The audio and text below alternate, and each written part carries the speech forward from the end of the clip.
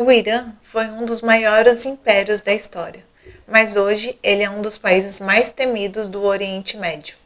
E como esse país milenar se tornou centro de tensão entre Israel e Estados Unidos?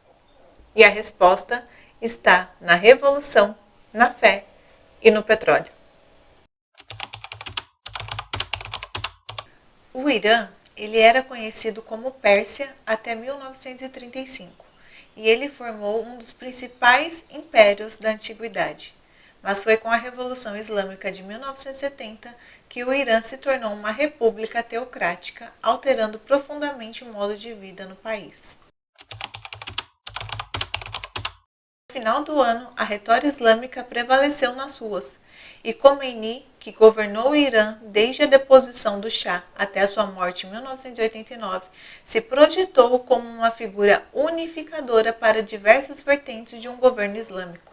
Milhões o reverenciavam como uma figura sagrada que se esforçava para transformar o Irã na prometida sociedade islâmica descrito no livro sagrado do Alcorão. Khomeini levou o título de imã, o chefe da comunidade muçulmana.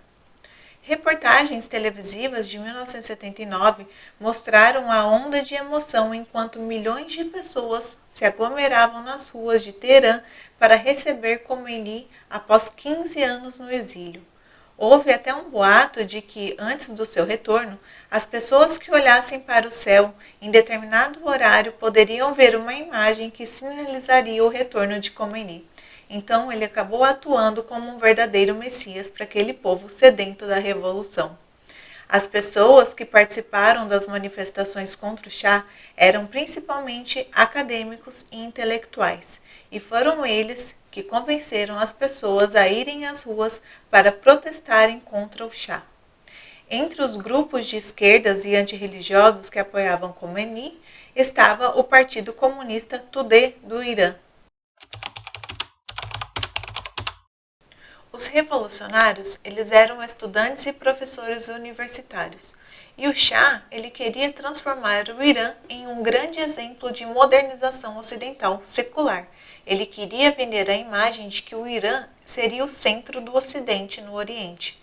E o governo do Shah era uma monarquia parlamentar que se alinhava ao Ocidente capitalista, principalmente aos Estados Unidos. Em 1953, a CIA derrubou o governo eleito do Irã. E o motivo? O motivo era petróleo. A América queria controle e colocou no poder o Shah, que foi um rei aliado dos Estados Unidos, e o Irã virou um país ocidentalizado. O Shah, com o apoio da Inglaterra e dos Estados Unidos, começou a impulsionar um movimento de ocidentalização, entendida como a modernização da Pérsia. Em 1979, o povo se revoltou. O Ayatollah Khomeini, um clérigo xiita exilado em Paris, passou a gravar mensagens em fitas cassete e enviar para o Irã. E essas mensagens contrárias ao Shah eram veiculadas nos únicos locais onde o povo conseguia se reunir, que eram nos espaços religiosos.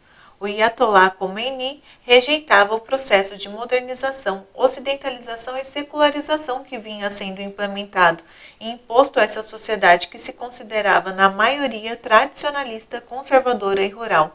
E a sua liderança acabou ganhando respaldo até mesmo por grupos que não eram ligados ao Islã. Isso fez com que gradualmente ocorresse o descrédito da autoridade do Shah.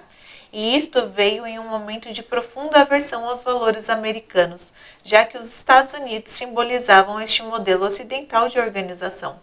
E em razão de todos esses acontecimentos, houve um plebiscito, e o povo decidiu que queria que o Irã se tornasse a primeira república islâmica do mundo, uma república em que o líder de Estado seria um Ayatollah, que controla o país sob preceitos do Alcorão de uma maneira relacionada aos princípios religiosos.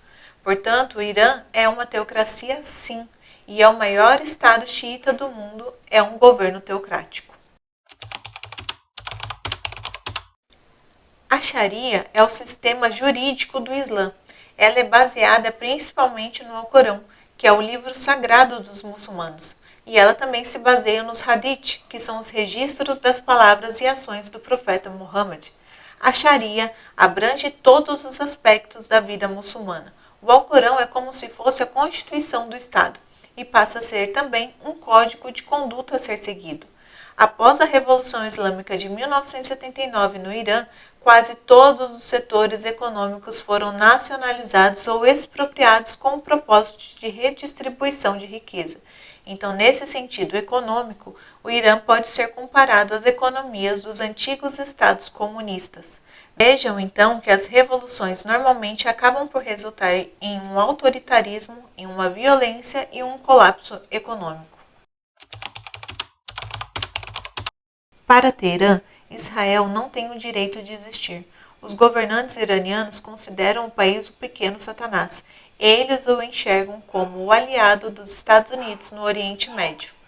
A Revolução Islâmica, que derrubou a monarquia do Shah, se apresentava como defensora dos oprimidos, e ela tinha como principal marca a rejeição ao imperialismo americano e a Israel. O novo regime dos ayatolás rompeu as relações com Israel, deixou de reconhecer a validade do passaporte dos seus cidadãos e tomou posse da embaixada israelense em Teherã para cedê-la à Organização para a Libertação da Palestina, que então liderava a luta por um Estado palestino contra o governo israelense.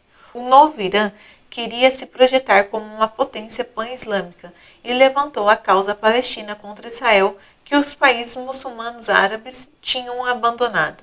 Assim, Khomeini começou a reivindicar a causa palestina como sua própria, e grandes manifestações pró-Palestina, com apoio oficial, tornaram-se habituais em Teherã. Então vejam que o Irã ele não é contra Israel somente pela causa da Palestina, não. O Irã ele é contra Israel por tudo aquilo que Israel representa, que é a aliança entre Israel e os Estados Unidos, a secularização, o poder militar regional e a influência sobre os árabes muçulmanos sunitas. Então vejam que não é apenas uma guerra de mísseis, não. É uma guerra de narrativas, é uma guerra de psicologia de massas e também uma guerra de engenharia geopolítica a longo prazo. E você? O que você acha? Você acha que Irã é uma nação oprimida ou ela realmente é uma verdadeira ameaça a todos nós? Deixem nos comentários como vocês estão acompanhando esse fato, que eu quero saber a opinião de vocês. Um beijo no coração de todos, muito obrigada por vocês terem assistido esse vídeo e até o próximo vídeo.